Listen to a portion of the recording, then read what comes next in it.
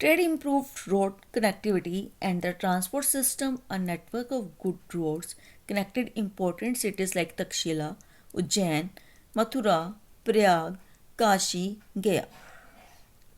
Patliputra and Vishali rivers were used for transportation, and this led to the emergence of port cities, which in turn promoted inland trade. Trading networks not only emerged within India but also with other countries like Sri Lanka and Burma.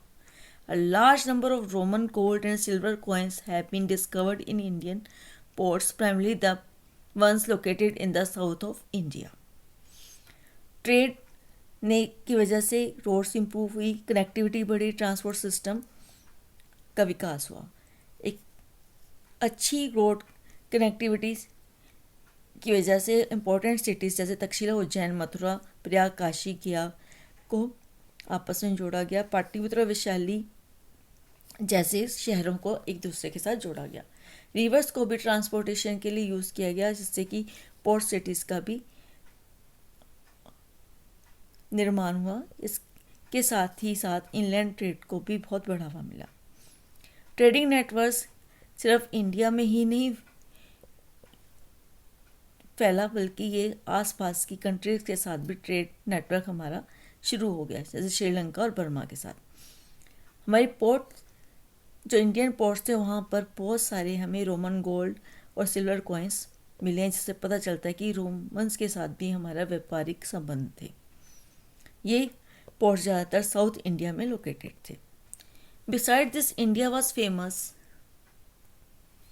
for its ivory goods, carpets, medicines, essences and oils. Some important trading ports were Virikucha and Arikmedu. Trades also flourished after coins came into use. इसके अलावा बहुत सारी Ivory goods का भी व्यापार होता था, जैसे carpets, medicines, essence and oil, जिसके लिए भारत विदेशों में प्रसिद्ध था. इसके लिए हमारे विदेशों के साथ व्यापारिक संबंध बने. और बहुत सारे इंपॉर्टेंट पोर्ट टाउन्स थे उस टाइम के, जैसे भ्रिकुछना एंड अरिकमेडू. ट्रेड्स के विकास के साथ साथ कॉइन्स का भी प्रयोग किए जाने लगा, क्योंकि विदेशों से हमारे जो गुड्स का एक्सचेंज था वो कॉइन्स के बदले में होता था, और यहाँ पर भी करेंसी की शुरुआत हुई. Use of coins. Before the use of coins, people used the system of barter for goods and services. This means that they exchange goods amongst themselves. In the Mauryan period, coins came to be issued. Silver punch mark coins were the first to be used, followed by copper coins. Since then, goods and services came to be exchanged for coins. Several punch mark coins have been found at various sites. coins के प्रयोग से पहले लोग barter system की तरह goods और services को exchange करते थे. उसके बाद मौर्यन पीरियड में कॉइन्स का यूज़ किया गया, सिल्वर कॉइन्स का यूज़ किया गया. उससे पहले पंचमार्क कॉइन्स का यूज़ किया जाता था और कॉपर कॉइन्स का यूज़ किया जाता था. उसके गुड्स और सर्विसेज के एक्सचेंज में कॉइन्स का आदान प्रदान होने लगा. बहुत तरह के पंचमार्क कॉइन्स, सिल्वर कॉइन्स और कॉपर कॉइन्स वेरियस साइट्स पर पाए गए हैं. इकोफिएट.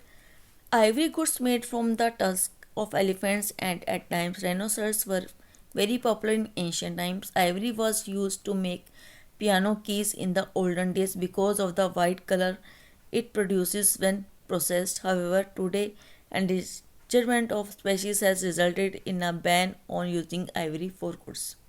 उस टाइम आइवरी गुड्स का प्रचलन था, जो कि एलिफेंट के टस्क से बनाए जाते थे, राइनोसरस के, जो कि एंशिएंट टाइम में बहुत ज़्यादा पॉपुलर थे. इस आइवरी का यूज़ पियानो की कीज बनाने के लिए भी किया जाता था, जो कि वाइट कलर की होती थी. पर आजकल इन स्पीशीज़ की लाइफ को खतरे में होने के कारण कि एक्सटिंक्ट होते जा रहे हैं, इसलिए आइवरी की गुड्स को यूज़ करने के लिए बैन कर दिया गया है.